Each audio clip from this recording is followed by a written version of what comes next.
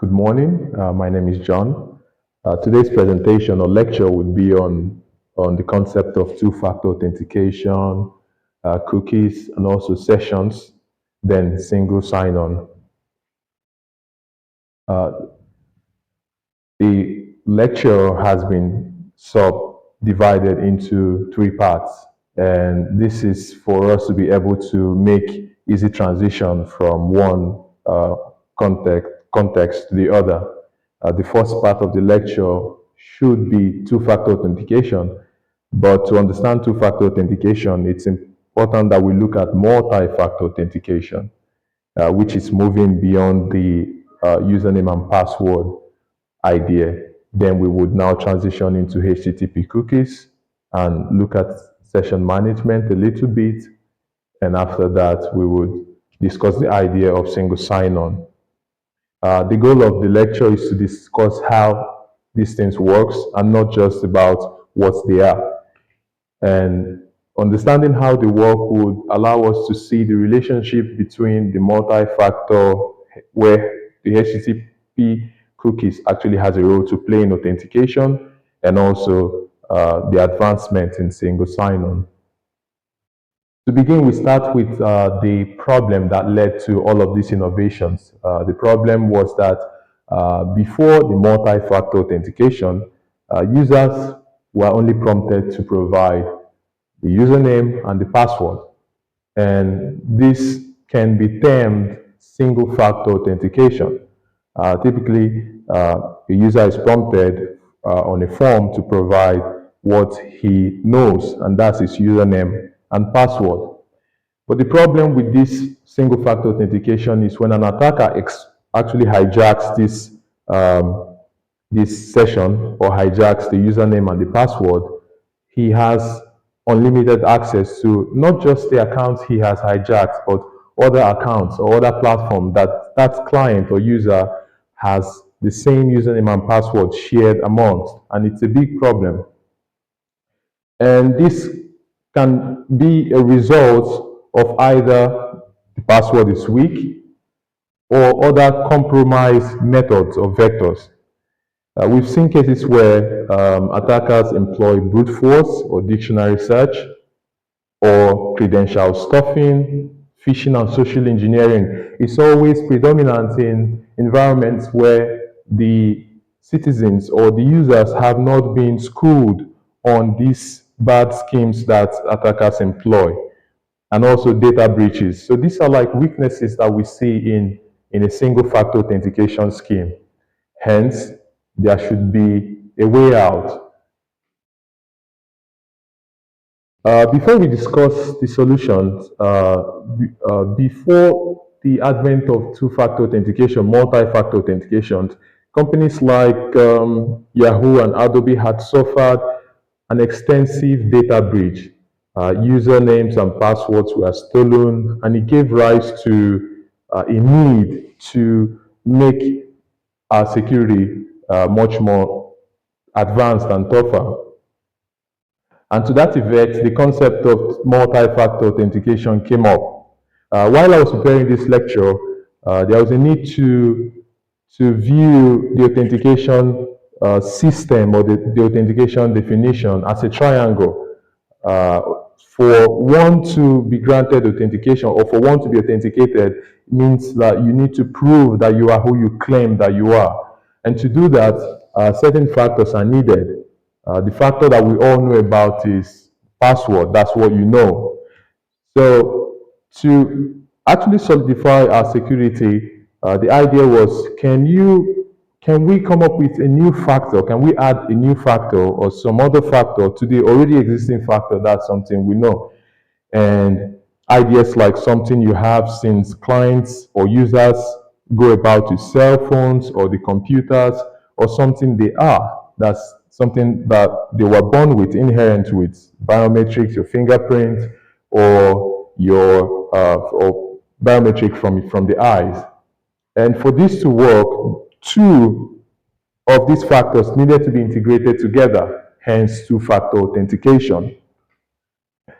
Moving further, to actually understand this conceptually, we would go through a step-by-step, kind of like a flow procedure of how it works.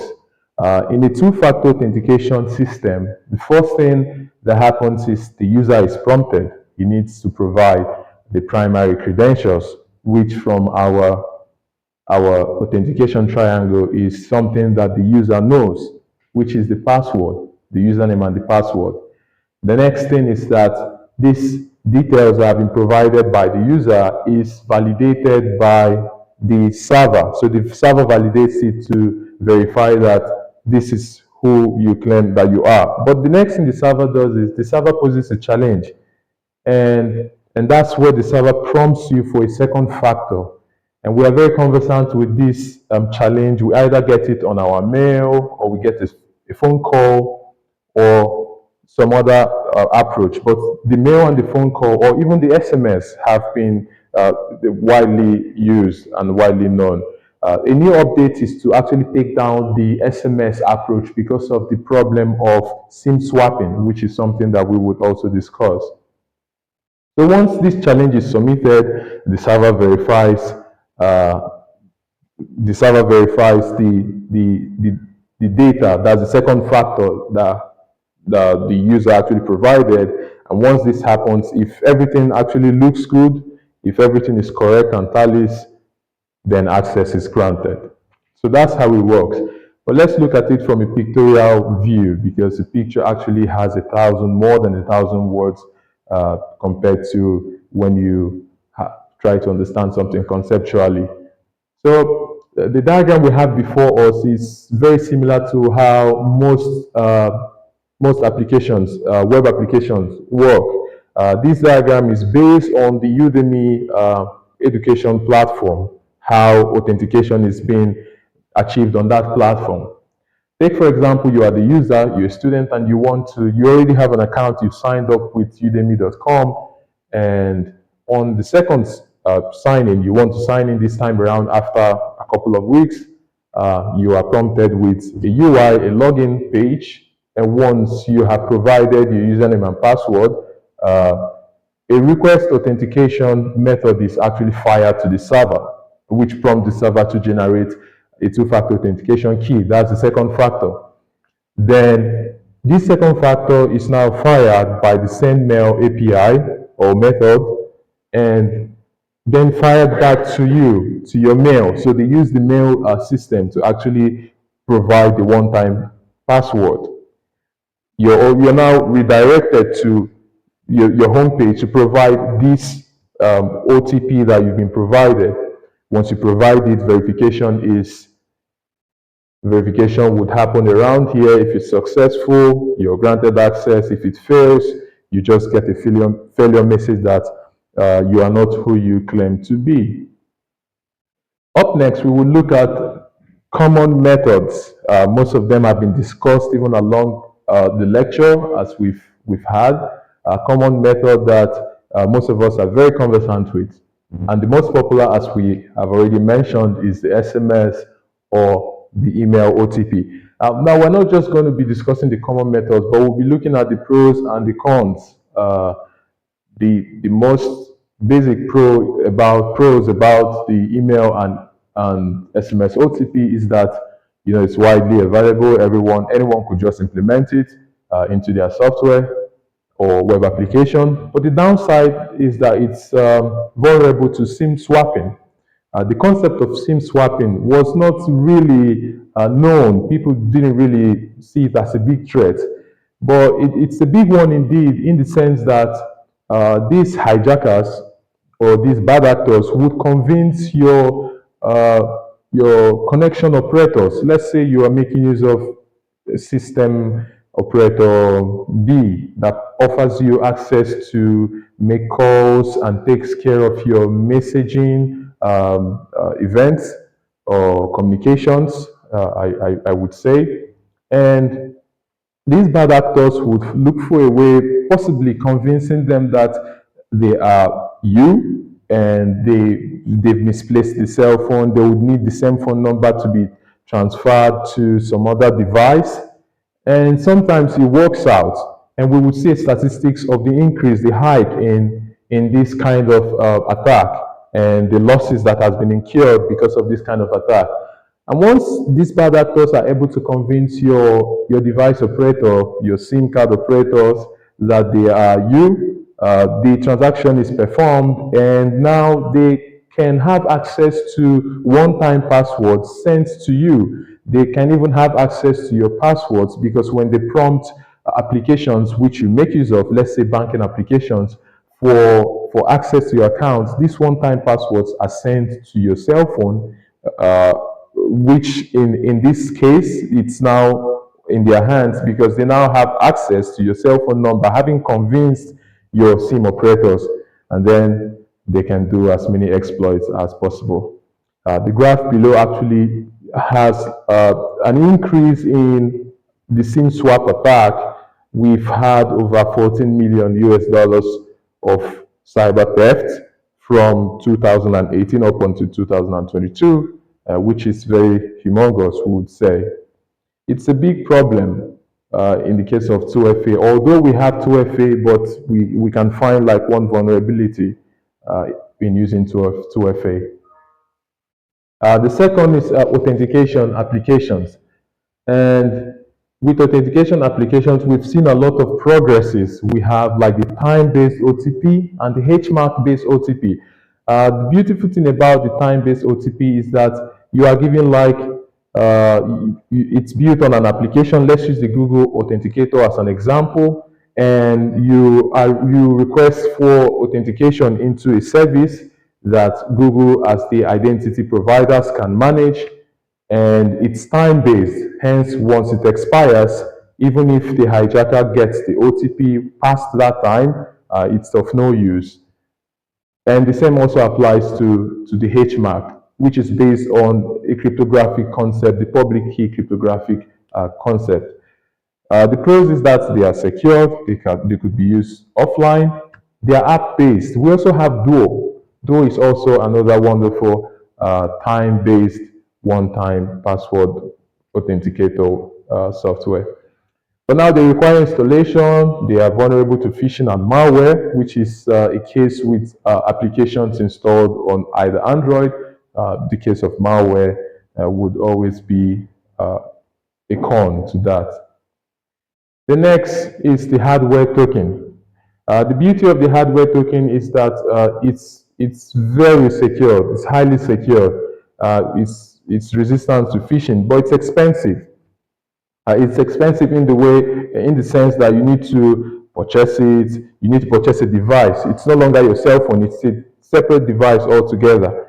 And although the U2F, that's Universal Second Authenticator, it's kind of like deprecating now.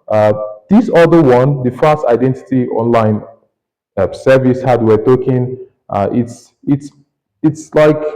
a modern trend. And how it works is that they no longer require you to provide passwords, but now you have to provide passkeys, biometric and username, some kind of combination like that to enable the idea of having a lot of passwords. It's actually waning. Google is also actually including this into their system, where they require passkeys instead of passwords.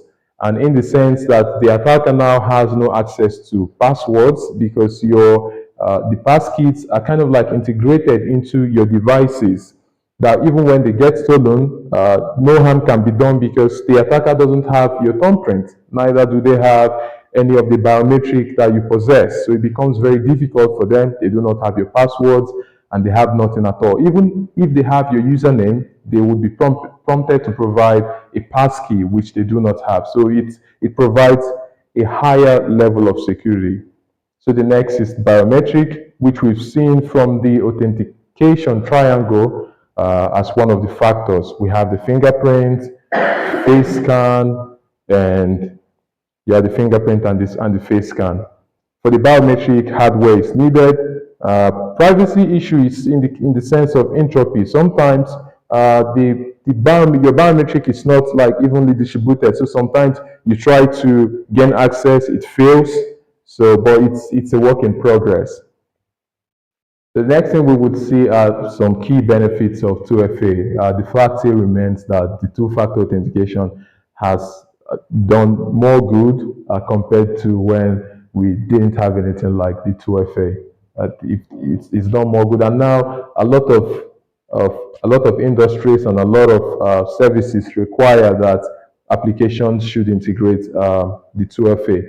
It reduces the risk profile, and what this means is like the likelihood of an attack being taken over or hijacked is drastically reduced, and trust is also there because take for instance where you just get a notification, oh, are you trying to log into your account from let's say Ukraine while you're in Macedonia. You would know that maybe someone is trying to bypass your account, and you get the notification immediately on your mail, and you need to like decline as you are not the one trying to make that login access.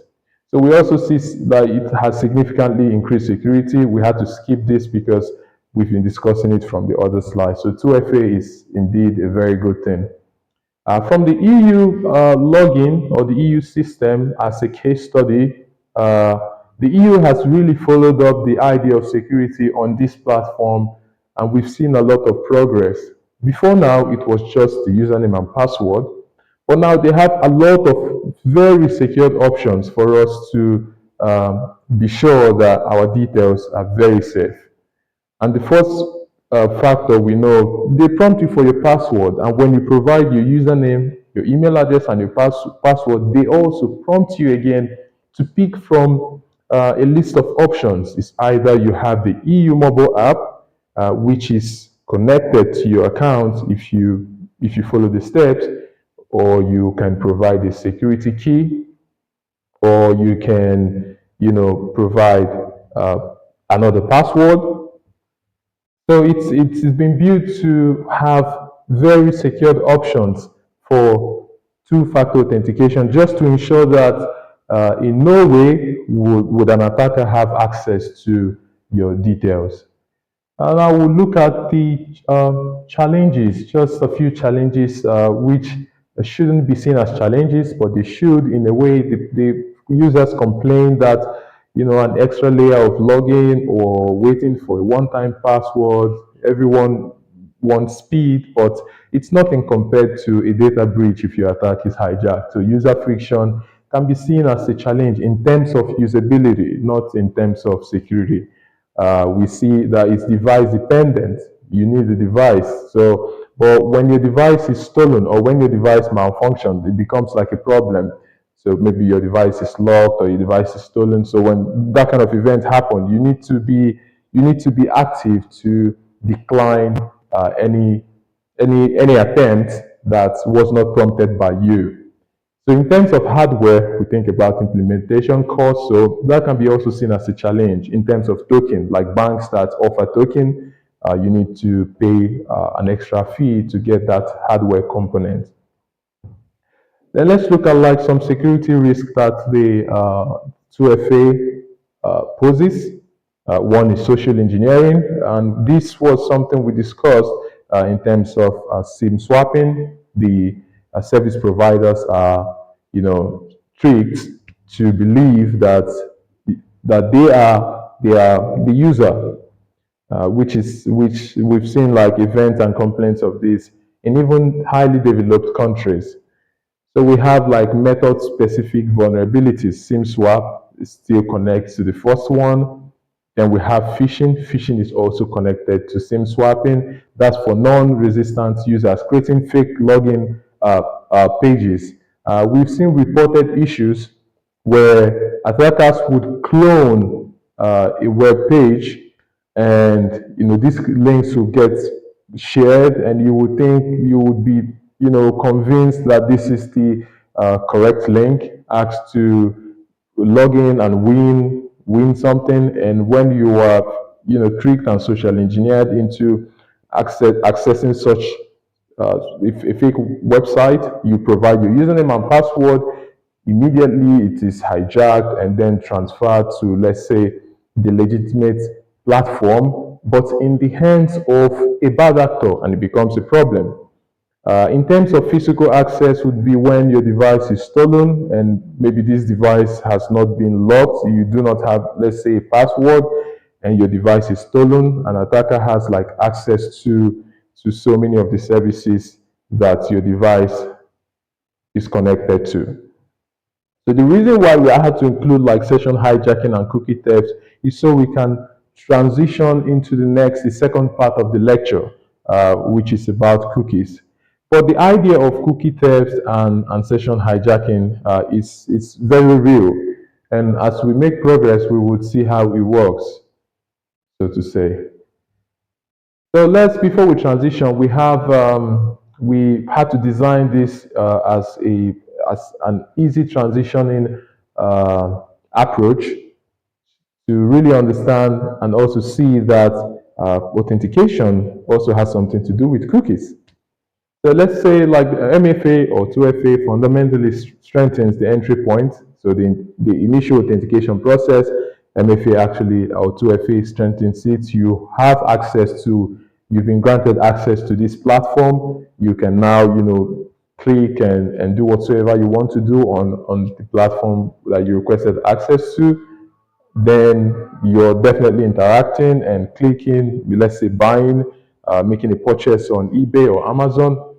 The critical question that bothers us here, or that I will pose, is how does the website maintain the authentication across, every page? Like how the states, how is it maintained?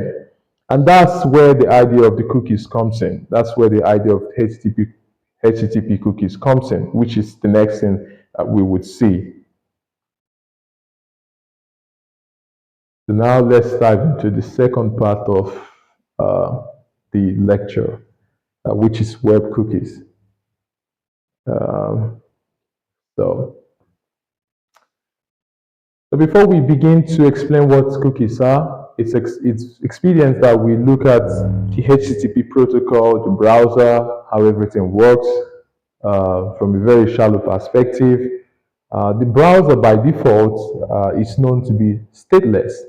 And this means that it doesn't keep record of any communication or transaction that you perform on the browser. You visit facebook.com, it's just like a portal that allows you to have access to facebook.com, the platform. Then once you shut down the browser actually doesn't know what you did. It has no idea about what you've done. And it becomes a problem because if the browser can't keep records of the transactions in a way that you've done, it becomes a problem in terms of communication, and also it becomes a problem when you want to visit the same page. The time taken, the browser doesn't even know anything you've done. But with the idea of cookies um, allows the communication to even become much more efficient. Think about it, where the browser remembers, oh, you've been here before, and it has a little bit of details, fragments of details that enables the user to be connected to the same service even much more efficiently, or keep track of what the user has been doing in a secure way. It becomes even much more better. Or think about in a scenario where you visit, let's say, an e-commerce store, and each time you click the cart page, it's empty, so it's a problem. So cookies actually keeps like track of how these things would like keeping a track record of your activities on the browser, which is the idea of stateless. It becomes like stateless. You're welcome, Asim.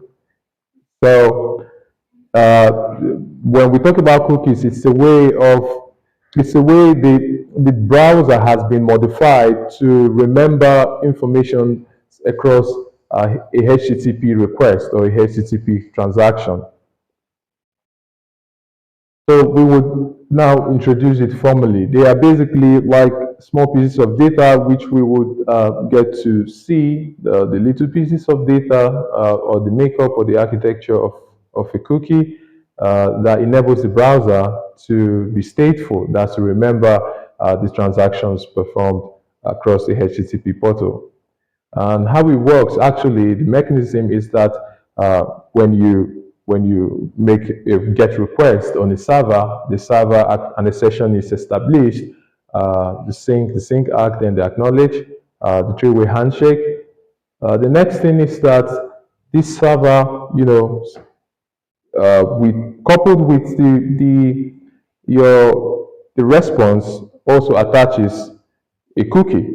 And with this cookie, the browser can store it and then have some kind of relationship with the server. So when next you try to visit that platform, or when next you make requests for that service, you would, become, there will be some kind of efficiency, and the browser will be able to remember and know that you've been here before, and provide you with the requested service. We are very conversant with this. The browser now prompting you that you should either accept or maybe have your own preferred way, or the kind of cookies that you want to receive, either marketing cookies, or if the service actually has options for third-party cookies, you can either choose to. Some services actually allow you to adjust this, some services do not. So pictorially, we have just a very simple depiction of how this works. The browser makes a request, just as we've explained, and then the server responds with your request and adds some cookies to it. It's sad that the cookies it responds with are not edible cookies, but this actually helps, to make the communication across the HTTP protocol much more efficient. The next thing we would do, just to add on to our knowledge about how the server and the browser interact, would be to go through what we've seen here in a step-by-step process. So the first thing is, when a session has been established, the browser requests for a resource or a service. I need this. Then when a session has been established, the server actually processes this request, and if it's legitimate, it responds with the request and also like a set cookie, which includes like a session ID, and more importantly, the HTTP only. If this is missing, then it becomes a problem. It becomes like an insecure cookie, which we would get to see. We have an image that, we have an image to stress on this, and also an article by the MDN, Mozilla Developer Network, emphasizing on the need for HTTP only. Without the HTTP only attribute, it becomes a problem. Hijackers can use the idea of third-party cookies to feed you with very corrupt data, malicious data, and hence perform bad actions. So the next thing is the browser storage. The browser receives the response and stores the cookies. That's the session ID, which is associated with the domain. The domain is actually like where you made the request. For every request you make, a different like session ID. So let's say it's the session ID for the request I would make to FINKI.UKIM. It's going to be different from the one I make to a different service. And then for subsequent requests, let's say for subsequent requests on the same page, let's say the login of that page, once the browser actually, when the browser is making this request, includes the cookies, and when the communication with the server is the establishing communication stage, then cookies are checked. Is this the cookie for this service, although they are on the same page? If it isn't, then a new cookie will be sent. The one used for the request won't be used. And that's how the communication happens back and forth. Then the next thing is that the browser will send the cookies. The server has to receives the request, reads these cookies, just as I explained. identifies the user session via session ID and responds accordingly, like showing, let's say, the user profile or the request that you have made. Then we will look at like primary uses of or the functions of cookies. Uh, most of the uses of the cookies that we have on the screen have been mentioned on previous slides. They actually maintain like login status. The idea of cookies is not actually new, which I believe we all know.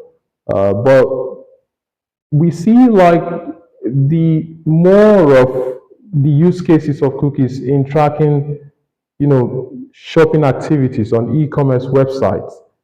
So just I mentioned that before that take for example in an e-commerce website, let's say for example we never had anything like cookies or a way of managing communications with the client and the server, and you visit an e-commerce website.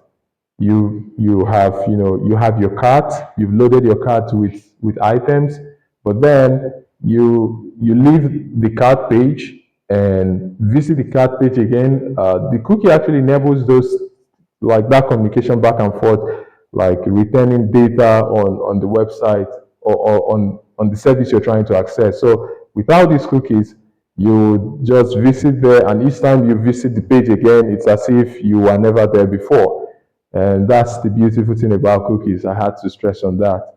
And you can personalize them, just as we saw on the screen, where you are asked to either accept the cookies that the service providers are suggesting, or you can choose your preference.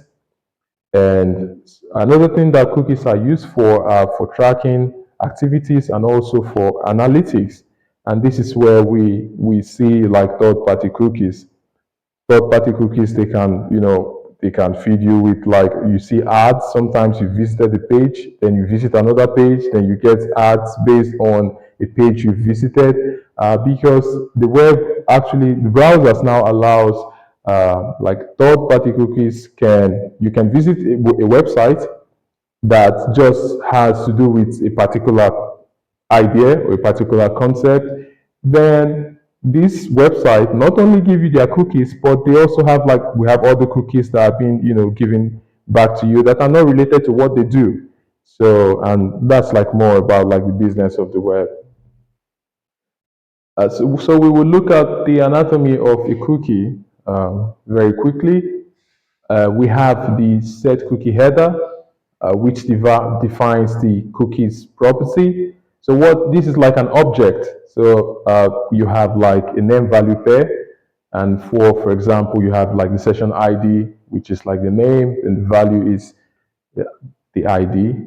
So every cookie has some kind of expiring date, and has like a maximum age. The expiring date is like the cookie actually has to expire, because if it should stay for, if it should stay like if it should be very persistent, it can be used for malicious activities. So we have like the domain, that's where the cookie is coming from, and also we have the path, and we have the secure flag, which happens to be the most important aspect, if not the most important aspect of the cookies. That's what's responsible for the secure part of the HTTPS in terms of cookies. Then the HTTP only flag too. So cookie cannot be accessed via client-side scripts, uh, and that's because of this. So client-side scripts that malicious actors can run and execute, let's say, cross-site script attacks, when this HTTP only flag is included in the cookie mechanism, it actually debunks the idea of, or prevents the idea of the client-side script attack or the cross-site scripting attack. And then we have this same site attribute, which takes a value of strict or lax. So it controls whether the cookie is sent with cross-site request, and also mitigates like cross-site request forgery attacks. Here is let me share like an image. I'm just gonna Control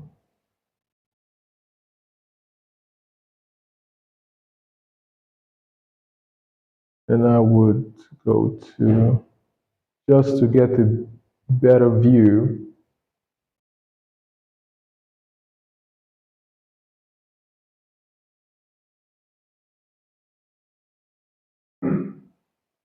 Yeah.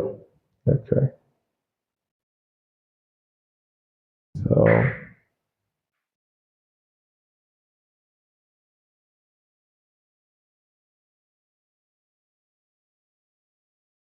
the prompting Google, the Google. Let me go to better.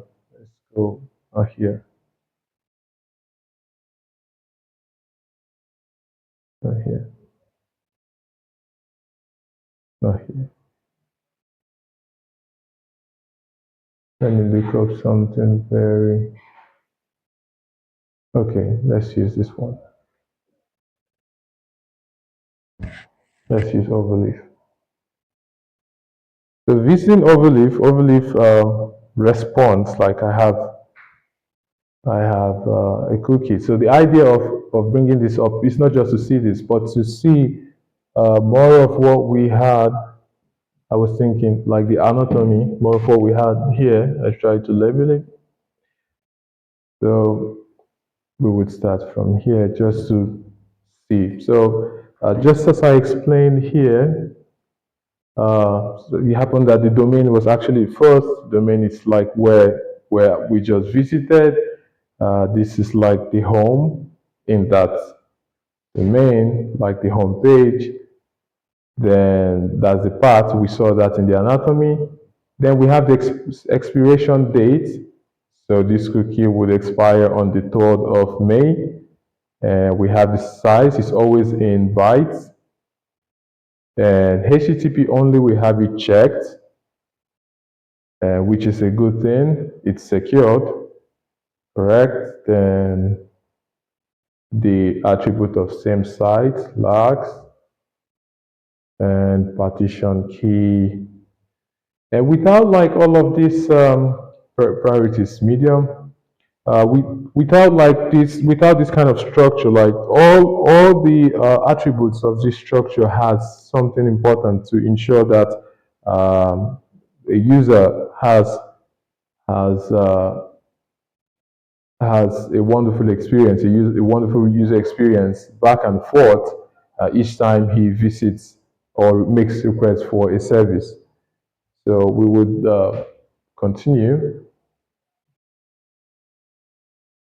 Before we conclude, we would just talk about sessions because we can't talk about like cookies without sessions. So we will just run through like what sessions are. It's very vital that we talk about them. But before that, do we have any questions about cookies? Someone is outside. Do we have any questions?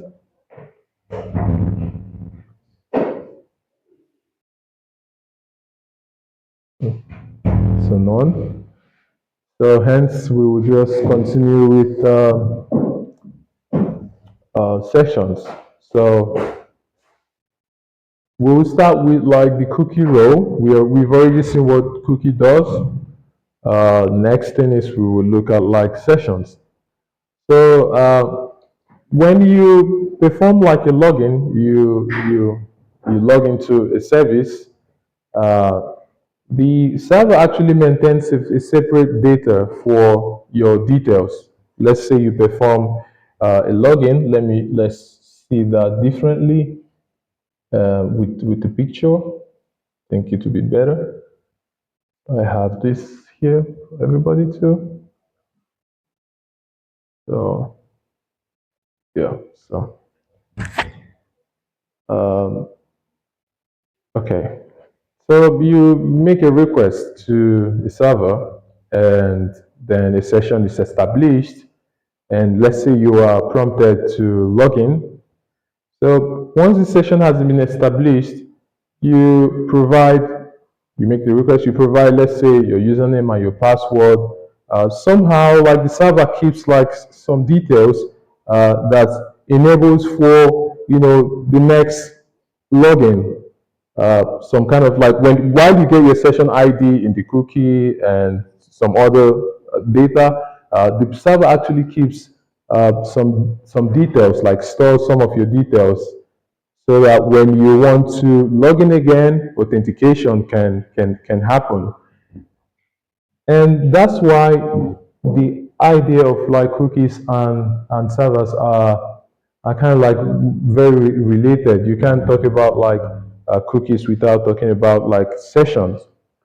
So a user logs in, server creates like a session is established in it, then it stores and generates the unique session ID, which is part of the cookies, Server sends session ID back to the browser, HTTP only cookies, which we've seen. Then the browser sends the session ID cookies. Like that's in the next subsequent login without this session ID. And the server also has like a copy of this ID. And that's like how authentication happens. It has like security benefits. As we know, sensitive session data is not exposed directly to the browser, just that ID. That's what the browser actually has access to. So even if someone hijacks the ID, just the ID, not the other details, he actually has no harm. So, but then if the session ID cookie is stolen, an attacker can potentially not really like hijack. He needs like every other component, which we've seen from the anatomy, to really hijack the session. But it's something that we should be worried about, and it's something of concern. So this is basically how like the cookie and session actually works. And next, we will just look at some security risks, some kind of attacks that we know about. We already know about the cross-site scripting, and we've seen how the HTTP only attribute prevents this from happening. For most cookies that do not have this attribute, we've seen that the cross-site scripting can be affected.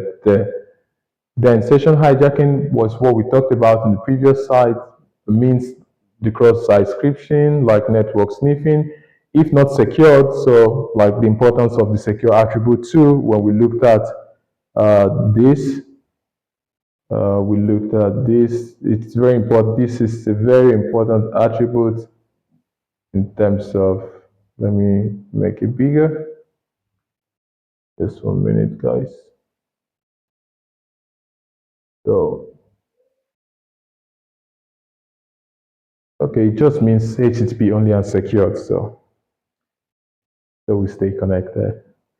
Then cross-site request forgery attack. It's actually when you trick like a login user browser to making an unintended request to a site where they are not authenticated.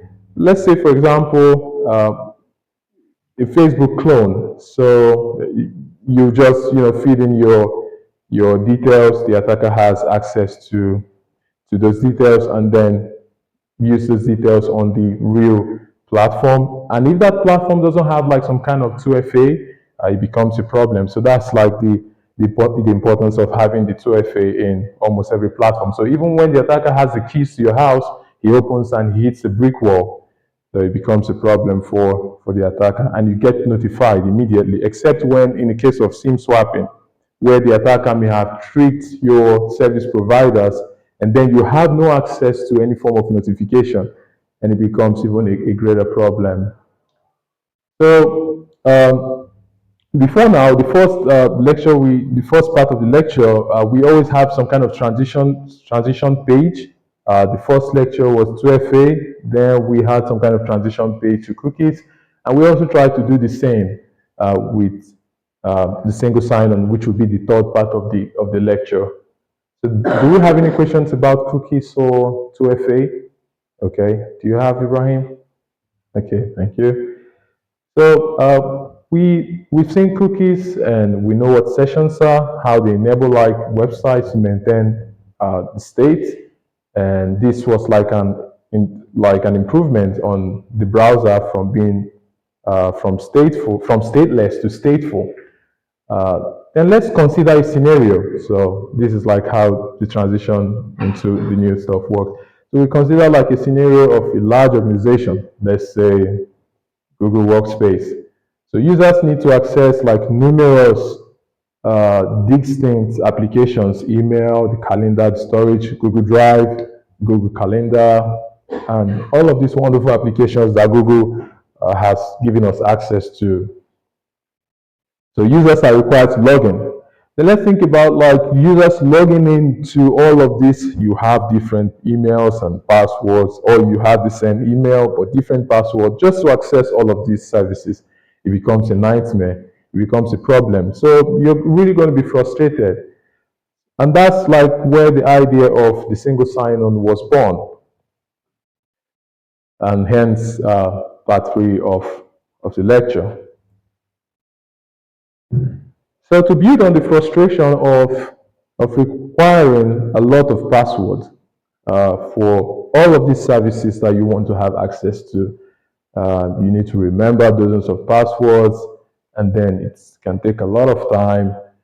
But with single sign-on, the beauty about the single sign-on is that you not only gain access to numerous platforms depending on the service provider, but you get authentication also, authenticated access. We would use Google as an example.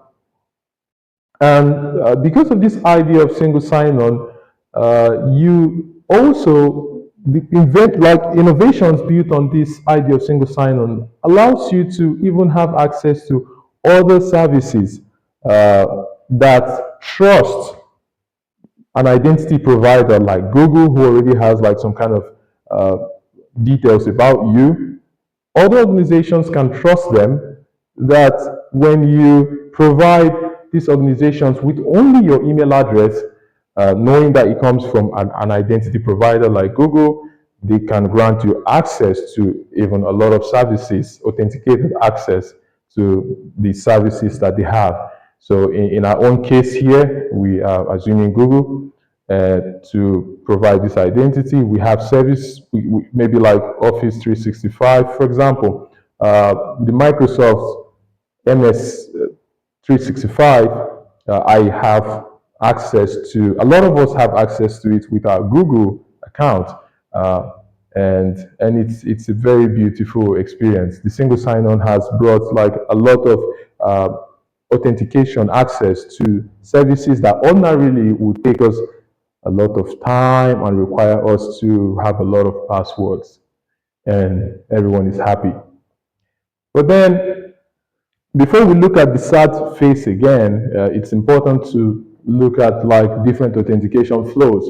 Not only does Google grant us access to different platforms based on the single sign-on concept, you now have access to social media platform. Even Facebook can be used Facebook can be an identity provider, since they have your identity, if you have an account with them, to different services. We also have like the passwordless idea. Udemy also came up with that concept. All you just need to do is to provide your username, and then you get authenticated in a way through an OTP. And we just looked at the multi-factor authentication, one of which the two-factor authentication is a subset, then the single sign-on. This is just like a flow of different improvements in authentication. This is obsolete, although like I don't know if it's still being used, username and passwords. And to better understand and appreciate the idea of single sign-on, we would, walk through a conceptual or a systematic approach down the lane, how it works. We know that the first thing that happens is that as a user, you will try to gain access to a service, and the next thing most of the time is that you're redirected. You're redirected to provide some kind of authentication or some kind of identity, and that's where Google comes in, as we have discussed. You gain authentication, the user is authenticated, with the identity provider, provides your identity to this service, and then assertion generation. This is where the IDP, the identity provider, verifies that's Google, because if you do not have an account with Google, then it becomes a problem. The authentication wouldn't work. But now we have like other services like SAML and OIDC, ID token, if they actually have your identity. Once that has been verified, you are redirected again, and then verification, and then access is granted to you. The slides will definitely be shared. So we would just look at a few services that provide single sign-on. Although single sign-on, if you want to implement it from an organization perspective, quite expensive. If you have like a multinational enterprise, but it's much more convenient compared to some of the previous um, previous approaches to authentication that we saw before the single sign-on. So SAML based on XML, then OpenID and OAuth. Most of these are concepts that we have seen. So all of these standardization protocols enable like the idea of single sign-on and enable users to have like a seamless experience to various applications in just one click once you've provided, let's say, your just the primary details and have been authenticated. And this comes with a lot of advantages, just as we know. We have seamless user experience. Security is guaranteed because these platforms are trusted. They do a lot to ensure that your details are secured. And how do they do this? It's definitely built around multi-factor authentication, one of which is two-factor authentication. The idea of passkeys is now integrated. Google is so on the idea of passkeys because of the problem with two-factor authentication, SIM swapping issues, and and and users we've seen reports that users prefer passkeys to passwords. Passkeys in the sense that Google or these services do, they either use your thumbprint or some other form of biometric. And users have, even applauded the idea of passkeys to other forms of two-factor authentication, which is a good thing. I use passkeys too in some of the applications that I have access to.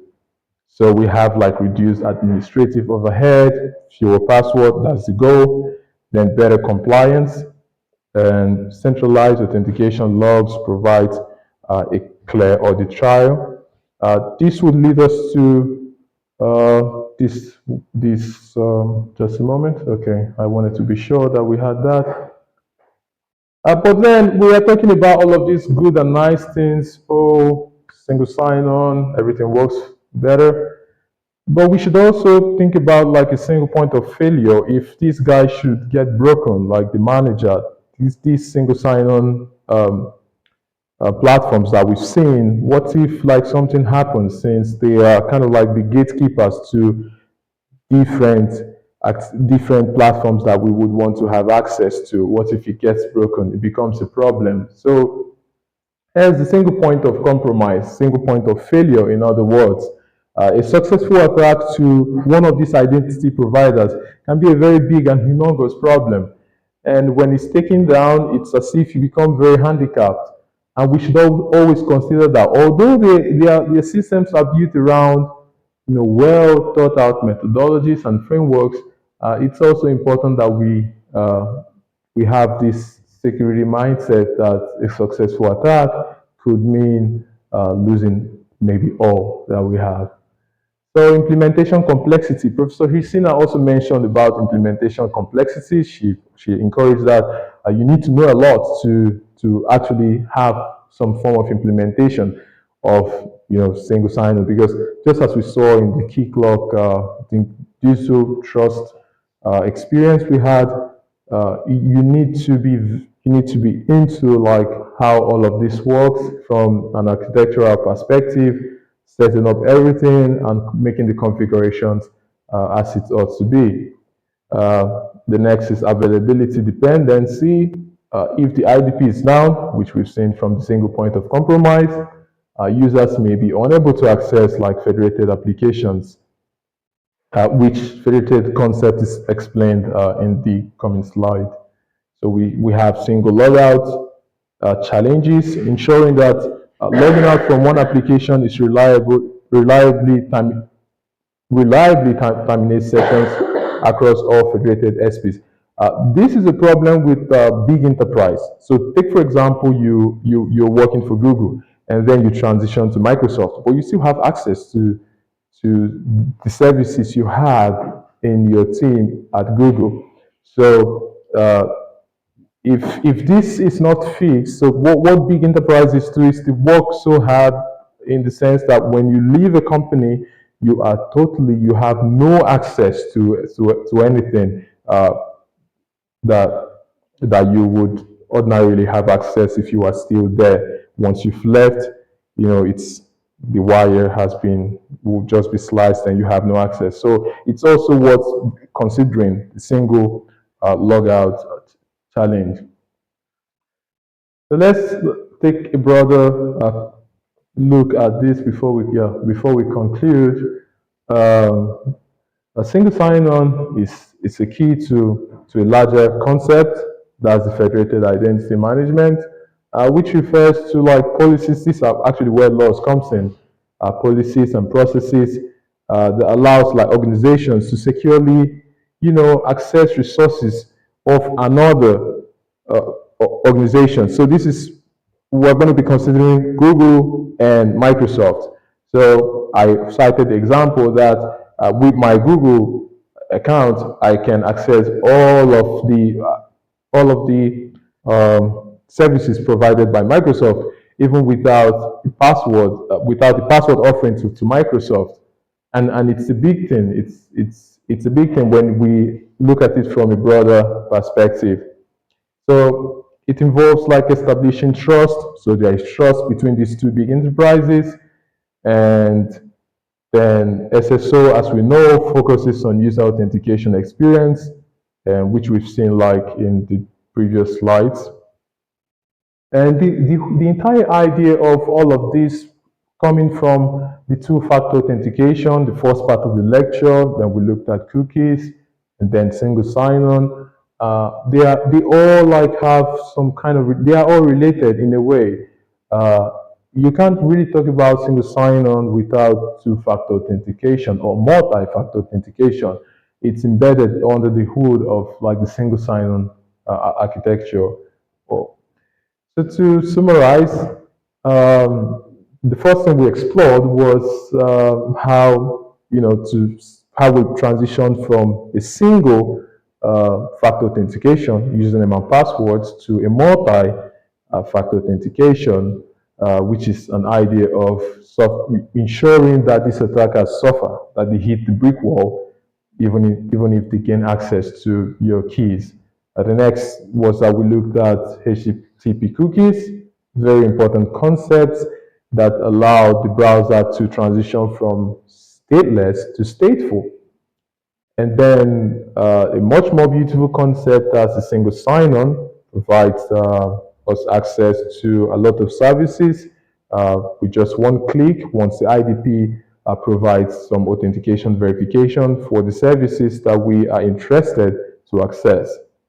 And understanding like how all of this works, even like independently or relating the three together, would allow us to really appreciate the beauty of the improvements we've seen on the web over the years. So that's all. I will take questions before we just move to very quick discussion, just very simple discussion. So do we have questions on any of these topics? Do you have any questions? Two-factor authentication, cookies, or do you have any kind of discussion or take your time?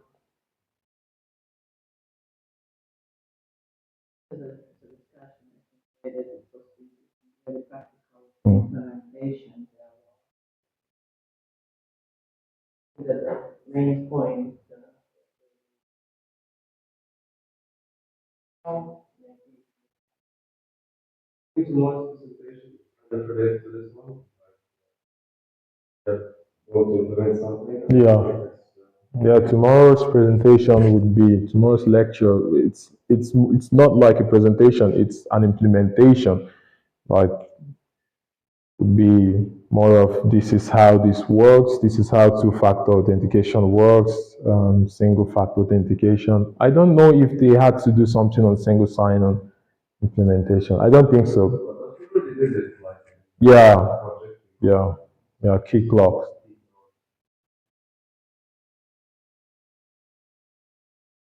So we would now um, just a discussion.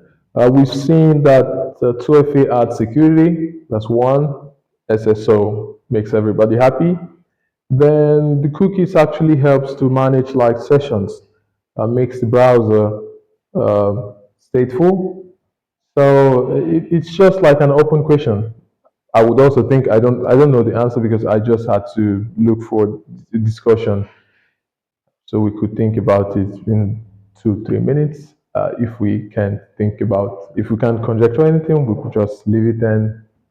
So where do we see the biggest tension? Like say for example,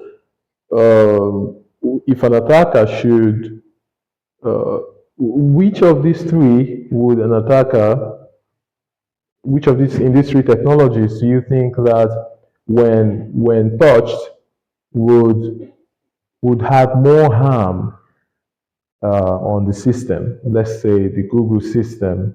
The Google system basically has all of this in it. Maybe let's take this out for 2FA and an SSO.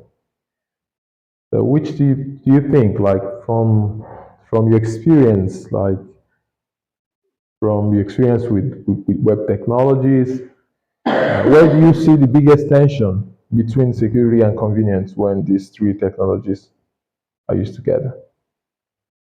The target that will be because it's useful for the user, but it's used. Okay.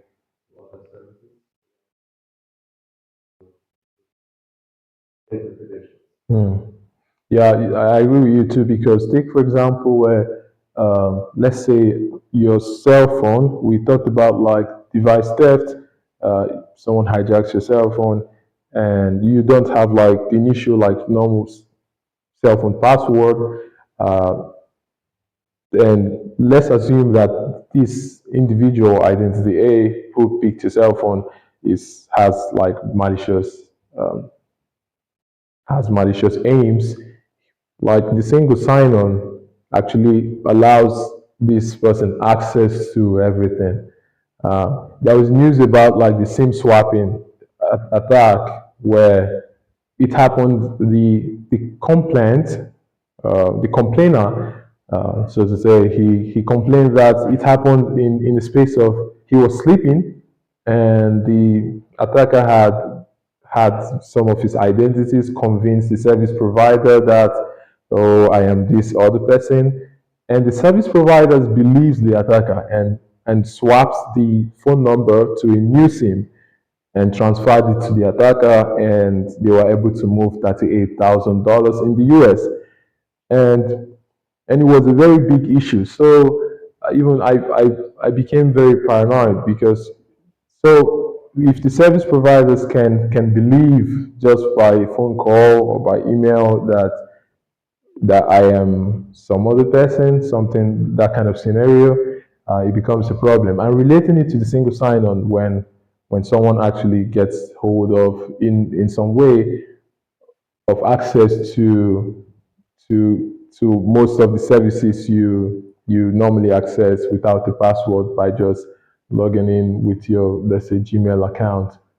It can create a lot of like chaos and problem. And one thing about like some of these concepts, okay, yeah, please. I think the password system now it's not very efficient. At when I just look at it in the general perspective, because people are lazy, they don't want to do something.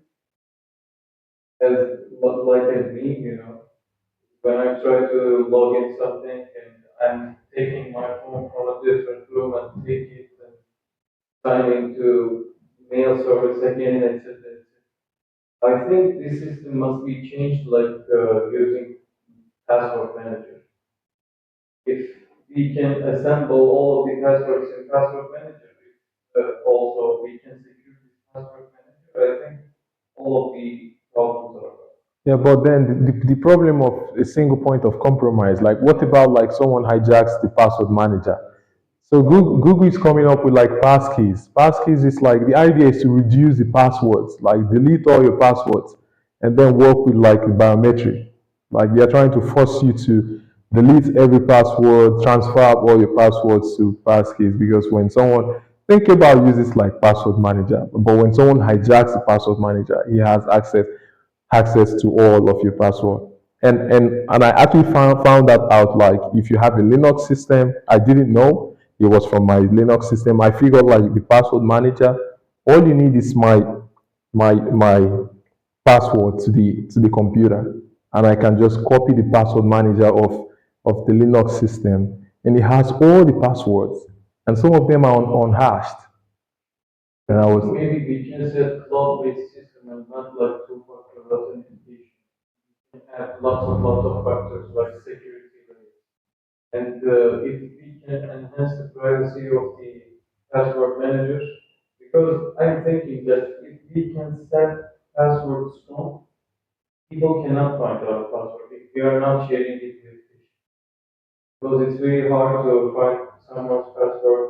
You need to maybe do some cross-site scripting and getting the session ID, but popular services are now it's all secure. So yeah. I was thinking like that for using the password manager because nowadays services have lots of subdomains like call app Google, drive Google, and this kind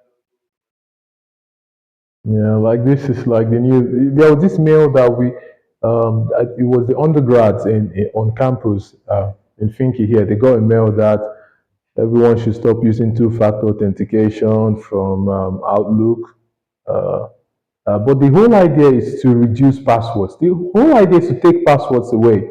Like we do not need passwords again. Like just from the authentication triangle, passwords is just one. But biometric, they're trying to use like public key cryptography your where your thumbprint or one of the inherent biometric you would provide generates generates some keys that each time, like each login you make, it's always like a new key. So it's always a new key, and the verification happens with the device. It's not like you need the device for the passkeys to work. And I think I prefer the option of passkeys to passwords because this the security is that's the reason why even with yeah, that's the problem. Yeah, they're very correct.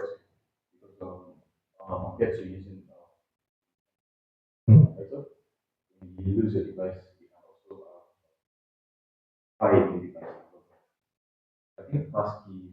It's still a work in progress. Username and password. Mm.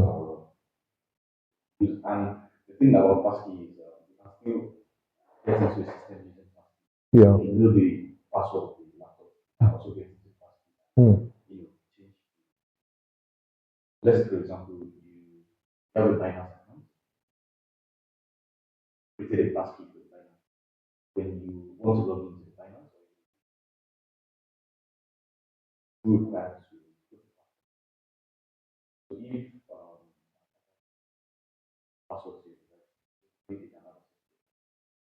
Mm.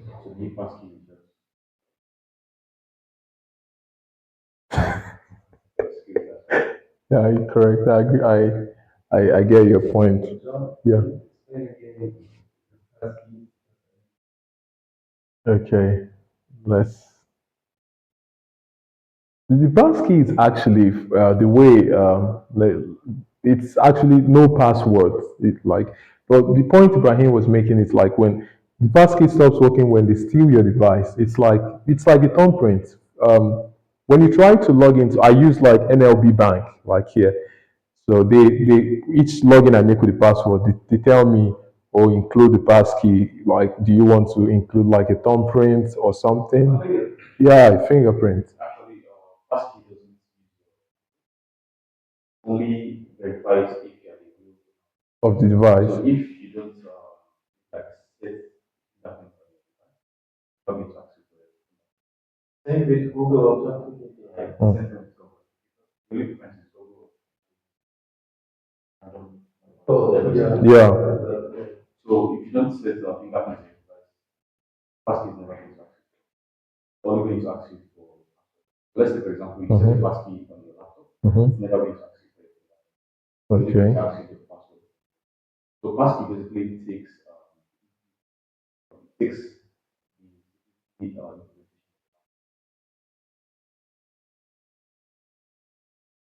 Okay. So the thing that like the advantage of Flaskit is, SaaS store on the cloud on other like third party services, all going to like test there. So that's why when you do this, yeah, yeah. So and they know that Flaskit is like the same risk. It's even more riskier than yeah. Like the consequences is like, because you can be in the boss and do it. Can't even sign into your. Mm. You have to go back to your bank, register. But from the from the attacker's point of view, what do you think? Let's say the attacker like hijacks your device. Like what do you think? Like with regards to passkeys? The attacker steals. Yeah, we really have like will the attacker have like anything to any harm to do? So basically, when you use passkeys, it's Mm. very difficult for the attacker to do. Okay. So let's say, for example, you hide your, let's say, apps. Very difficult for an attacker to know if you actually implemented a passkey. Less the compared to Google Password Manager, where you go into website, you try to log in and stop you. Yeah. So for passkey, So that's like the advantage like of passkeys over. Yeah. the attacker needs to be present. Yeah, and it needs to know, it needs to know you Mm. certain before you can try to use Google Password Manager. You can just Yeah. go to password and find Facebook, Instagram, Even on Google Chrome. and even on Google Chrome. Like, very easy. Yeah. Like I could just open to your Google Chrome and Go to your password manager and see what platform can even download. you can download it and see it. Yeah. Have like an Excel spreadsheet of your passwords. With I think that's just the advantage of passkeys like over passwords. They both have like pros and cons. Like passkeys has the cons and also pass the other one also. But the idea of passwords is always like a never-ending problem. But I hope it would end like maybe they will ask us to cut one of our hands and use it for that. But so yeah, okay. We will now take the attendance.